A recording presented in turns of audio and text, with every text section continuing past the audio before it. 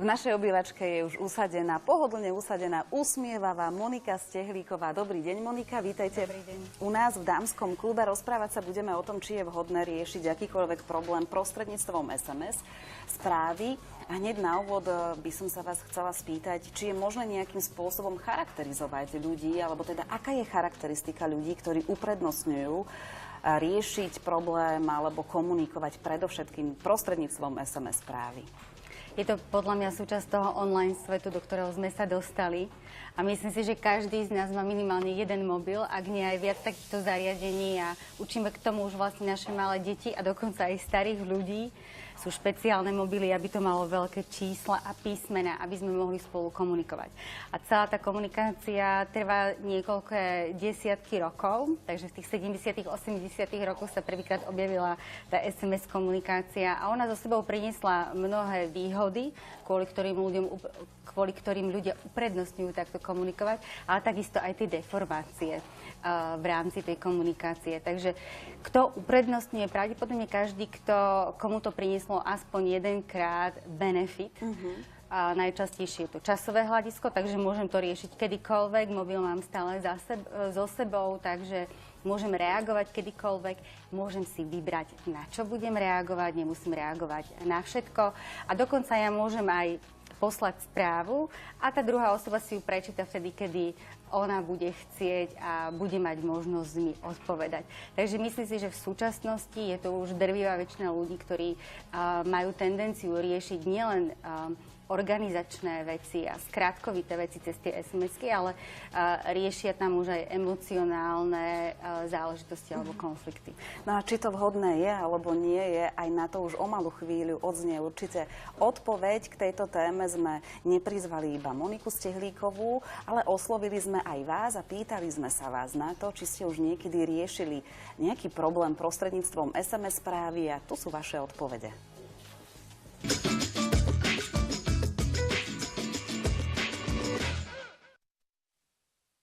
Už ste niekedy riešili závažný problém prostredníctvom SMS-iek? Určite nie. Takéto veci by sa mali riešiť osobne, si myslím, lebo mohlo by sa stať, že sa tí ľudia nepochopia tak dobre cez SMS-ky. Ja určite nie, lebo ja to neviem ani posielať, tak nie. Keby ste mali tú možnosť, tak by ste skúsili tento spôsob riešenia problému? Zavolala. Nie, určite nie. Prečo? Neviem, jednoducho, neviem to tak už ani, myslím, že sa to dá inakšie.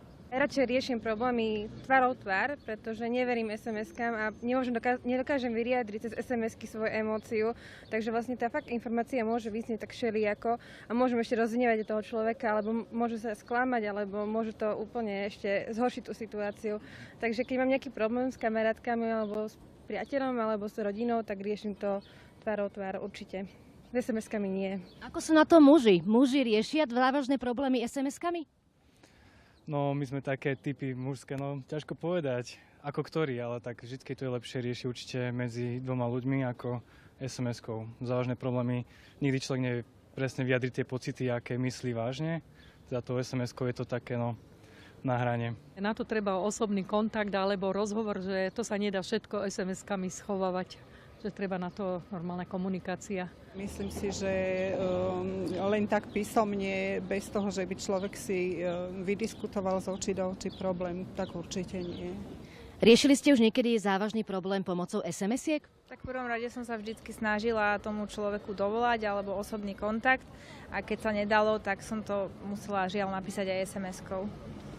Máte pocit, že v tej SMS-ke vyjadríte tie pocity, alebo teda vyriešite problém tak, ako keď sa s tým človekom stretnete osobne? To určite nie, pretože tam sú tie smajlíky, ale nie vždycky sa dá pochopiť v tej SMS-ke presne tak, ako to ten človek cíti, takže vždycky treba preferovať tú osobnú komunikáciu a z očí do očí. Vážny problém som SMS-kami nikdy neriešila, to sú len rýchle, krátke odkazy, čo používam.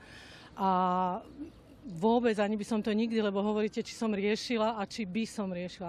Ani by som neriešila, lebo vždycky, keď ide aj vážny problém, tak by som povedala, napísala, že potrebujem sa stretnúť, alebo že o niečo ide a potom by som rozhodne osobne vážny problém.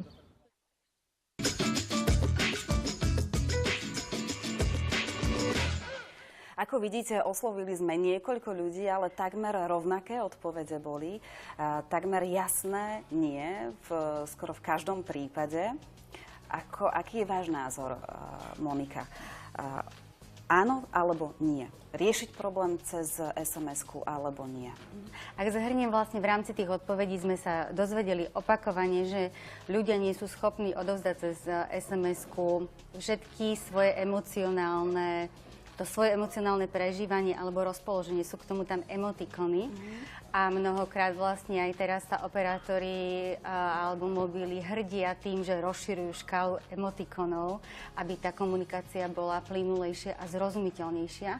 Avšak stále tá SMS komunikácia bude zahŕňať nemožnosť overiť si to, či druhá strana to prečítala a porozumela to tak, ako my sme to mysleli. Takže tá naozaj prax ukazuje, že konflikty alebo náročné situácie sa nedajú riešiť cez SMS-ku efektívne. Takže tí, ktorí sa utekajú k tomu a robia to, nedokážu zabezpečiť to, aby tá druhá strana porozumela to, čo naozaj chcú povedať. To je určite veľká nevýhoda, ale na taký prvý pohľad sa môže zdať, že to má aj niekoľko výhod, ako ste už v podstate vy na začiatku naznačili, že môžem riešiť kedykoľvek akýkoľvek problém, či je to cez deň alebo v noci, čo môže byť ako keby výhoda v úvodzovkách, avšak na tej druhej strane nikdy nevieme, v akom rozpoložení sa nachádza ten prijímateľ aj.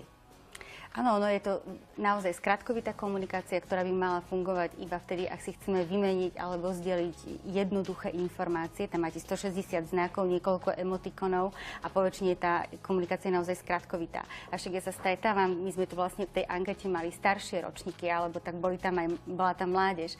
Ale keby sme zašli ešte nižšie, to znamená, že okolo tých 10, 12, 15 rokov, to je veková kategória, ktorá v súčasnosti dokonca už ani nechodí spolu vonku, ale stretnú sa online. Takže nie je to len SMS-ka, ale to môžu byť sociálne siete, alebo tam, kde svietite na zeleno, že ste online. A tam sa stretávajú, rozprávajú, tam aj riešia problémy. A stretávam sa vlastne s tým, že tak sa rieši ten problém 24 hodín. Ľudia sa nepripravujú, píšu spontánne to, čo si myslia, ako uvažujú, potom spontánne na to reagujú a je veľmi málo takého vzájomného porozumenia.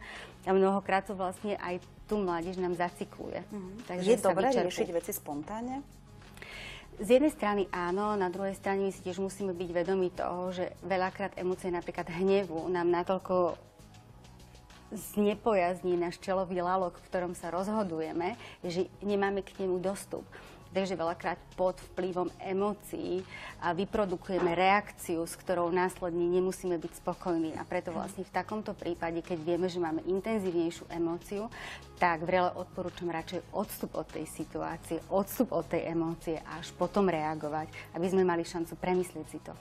Pod tým odstupom myslíte to, že nechať si čas na premyslenie, vychladnúť, neriešiť zahorúca tú situáciu. To znamená nepísať do SMS správy hneď to, čo cítim, nechať si to rozležať a možno potom môže nastať taká situácia, že vlastne nemám potrebu to dať ani najavo alebo povedať to takýmto spôsobom tej druhej strane. Áno, myslím si, že v tom by sme mali zostať autentickí, aj keď v súčasnosti ja sa stretávam aj s názorom, že už sme dinosauri, tí, ktorí riešime veci priamo a potrebujeme to fyzické telo.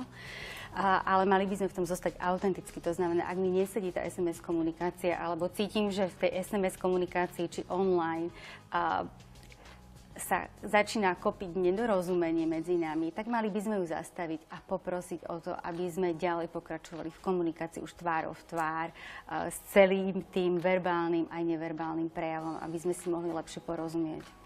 Takže reagovať na správu odosielateľa spôsobom takým, že ho požiadame, aby to takýmto spôsobom s nami neriešil a radšej, že uprednostníme teda osobné stretnutie, čo ak druhá strana ale odmieta to osobné stretnutie, pretože možno naozaj má oveľa väčšiu odvahu niekto riešiť problém práve prostredníctvom písmenok a nie z očí v oči. Je to možné, že je to pre nich pohodlnejšie, ináč by to vlastne nerobili. A my môžeme vyjadriť porozumenie. Takže mu poviem, že rozumiem, že pre teba je to situácia pohodlnejšia, ale ja už sa v tom necítim komfortne. Takže keď to chceš riešiť so mnou a máme dôjsť k nejakému spoločnému riešeniu, chcem sa s tebou stretnúť a opakovane tú požiadavku prinášať tej druhej strane. Čo rozhodne neriešiť prostredníctvom SMS správ a čo ešte možno jedným okom prižmúreným z vašej strany, z vášho pohľadu povolíte? Čím je to komplikovanejšie, zložitejšie, tak tým uprednostňujeme komunikáciu z očí v oči, aby sme na to mali priestor a čas pre to vzájomné porozumenie.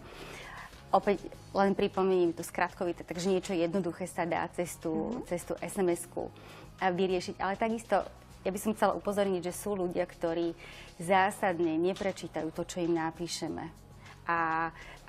Lebo majú tú optiku nastavenia toho sveta úplne inú. Takže ak máme takú skúsenosť s niekým, že už sme mu opakovane nejako odpísali a on na to reagoval úplne ináč, ako by sme mohli očakávať, tak s takýmito typmi určite.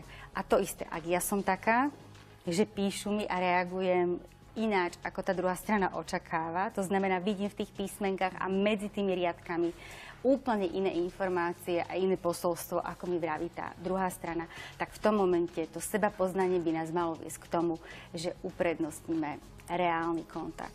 Osobne sa stretnúť aj takým spôsobom sa porozprávať. To znamená, že my máme aj nejaké očakávania, ktoré niekedy nesplňa ten obsah SMS správy. A možno na záver ešte, Monika, aj také sa vyskytuje, že rozchod sa oznámi prostredníctvom SMS správy.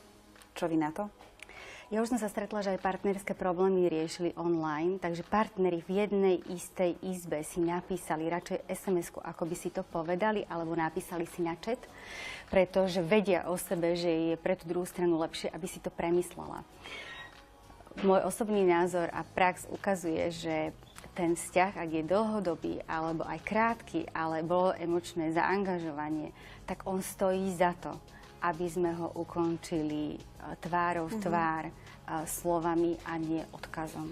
Áno, tie pevné linky určite mali v minulosti svoje čaro však, ale zase bez tých mobilných telefónov si už nevieme predstaviť ani existenciu. Monika, veľmi pekne vám ďakujem za všetky cenné rady.